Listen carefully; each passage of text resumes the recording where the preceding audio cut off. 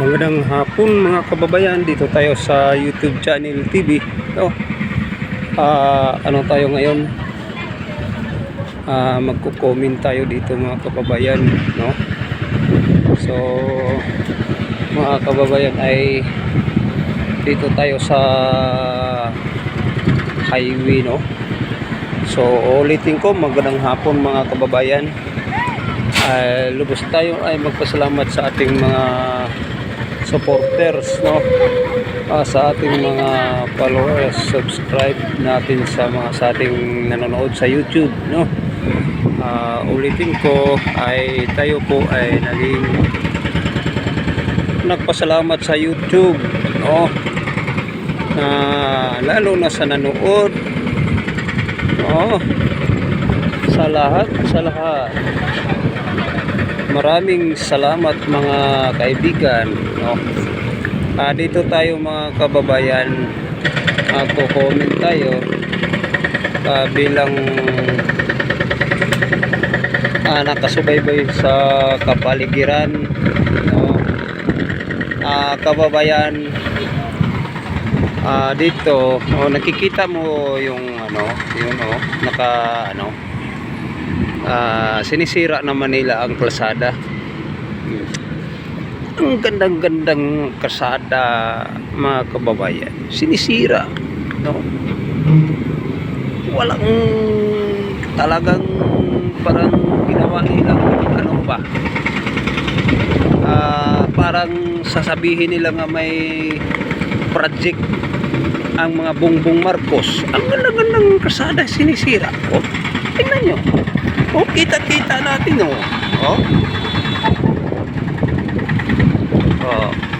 magkukumin kaya kayo dito mga kababayan sa ating mga i-upload mamaya, ito para makikita, i-upload natin ito mamaya. Shout out sa ating mga followers, sa lahat ng mga views,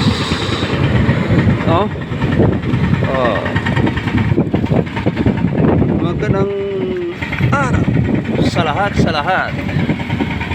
Dito tayo sa ating live. Nakikita yung tingnan nyo, sinisira yung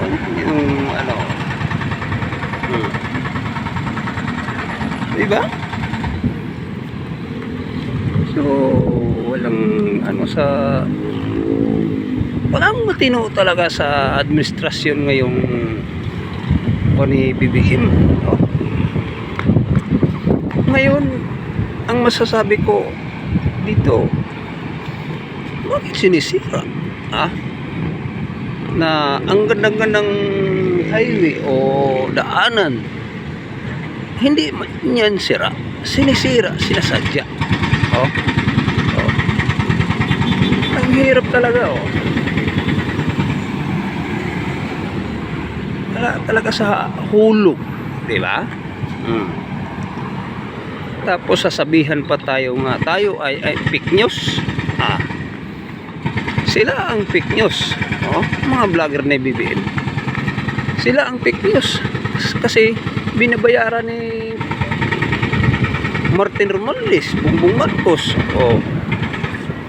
kagaya ni Epipanyol Labrador. Magkano ang bayad ni Epipanyol Labrador ni sa kanila? Siguro di mababa sa mga 5,000 na bawat isang buwan, para lang makasira sa mga imahe ng mga Duterte, makasira sa imahe ng Iglesia ni Cristo, makasira sa buong panlalawigan ng sa ating bansa nga si Duterte ay masama, no? Yun ang gusto nila, yun ang ibig sabihin nila mga kababayan. Minasama nila ang imahe nila Duterte, minasama nila ang imahe ng Iglesia, pero wala na, basag na ang career nila ni Bongbong Marcos. sa totoo lang. Uulitin ko, basag na ang career ng administrasyon ni Bongbong Marcos, Martin Romualdez. Basag na eh. Nagpakunwari kung naghanap pa sila ng butas kung anong ibutas nila kay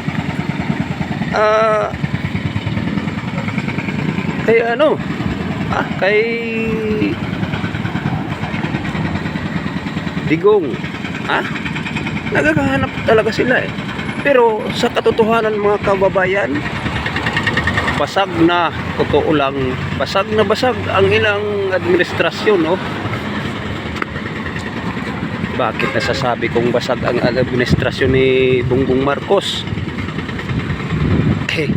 Alam naman natin mga kababayan, alam na natin kung saan patutungo yung administrasyon ni Bongbong Marcos. Dito hindi tayo naninira. Kung hindi, nagre-react tayo sa sinasabi nila. Di ba? Tapos sasabihin nila nga si Duterte may kinalalaman sa Pugo. Di ba? Totoo yun nga sinisiraan talaga nila. Nga sabi nila may kinalalaman si Duterte sa Pugo. Kasi ang madaling salita mga kababayan, inggit lang sila sa administrasyon ni Duterte, diba?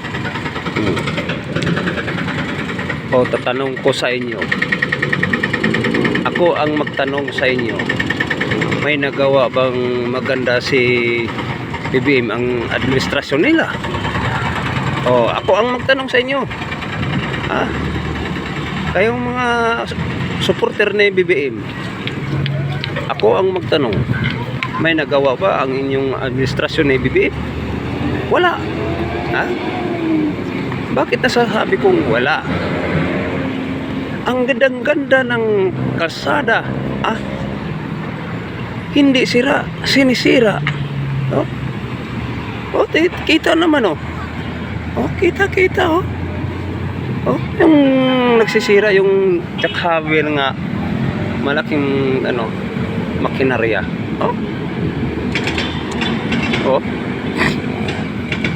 Dito ako nagdistansya lang ako. Diba? Sinisira nila. Pagka walang pulos talaga mga kababayan, no? Saan ba yung maganda ang imahe ni BBM? Di ba walang magandang imahe? Pulos lang pangurakot nila ni BBM dyan. Ang Baycam,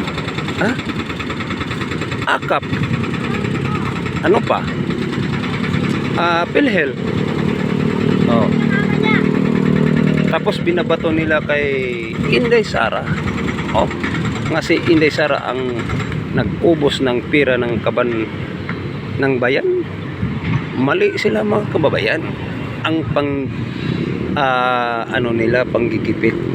Manggigipit man lang sila ay yung katotohanan, no?